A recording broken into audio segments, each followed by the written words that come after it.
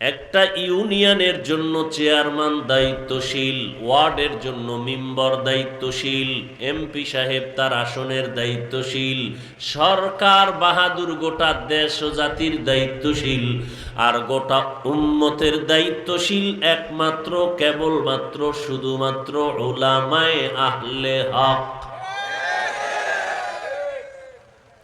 ইয়া আইয়ুহাল্লাযীনা আমানুত্তাকুল্লাহা হাক্কা তুকাতিহি ওয়া লা তামুতুন্না ইল্লা ওয়া আনতুম মুসলিমুন। হে মুমিন, তোমরা আল্লাহকে ভয় করো, ভয় করার মতো হক আদায় করে, এবং মুসলমান না হওয়া পর্যন্ত মৃত্যুবরণ করিও না। হাদিসে পাকে নবীজি বলেন, আলা কুল্লুকুম রাইন ওয়া কুল্লুকুম মাসউলুন আন রাইয়াতিহি। সাবধান হে উম্মত, তোমরা প্রত্যেকেই দায়িত্বশীল। আল্লাহর আদালতে দায়িত্বের কারণে জবাবদিহিতার কাঠগড়ায় প্রত্যেককেই হাজির হতে হবে। সাহাবায়ে কেরামদের থেকে প্রশ্ন করলেন, হে পয়গম্বর, কে কার উপরে দায়িত্বশীল?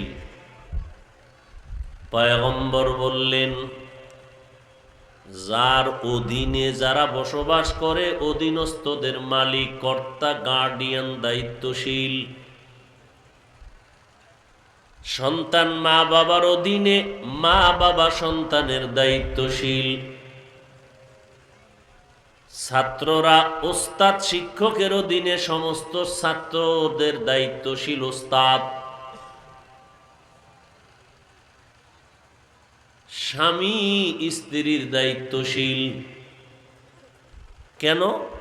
স্ত্রী স্বামীর অধীন নাকি স্বামী স্ত্রীর অধীন? এটা বলতেও একটু চিন্তা করতে হবে বর্তমান সামাজিক অবস্থা দিয়ে।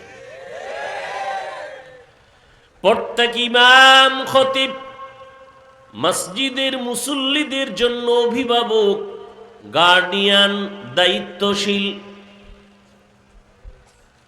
একটা ইউনিয়নের জন্য চেয়ারম্যান দায়িত্বশীল, ওয়ার্ডের জন্য মেম্বার দায়িত্বশীল, এমপি সাহেব তার আসনের দায়িত্বশীল, সরকার বাহাদুর গোটা দেশ ও জাতির দায়িত্বশীল, আর গোটা উম্মতের দায়িত্বশীল একমাত্র কেবলমাত্র শুধুমাত্র উলামায়ে আহলে হক।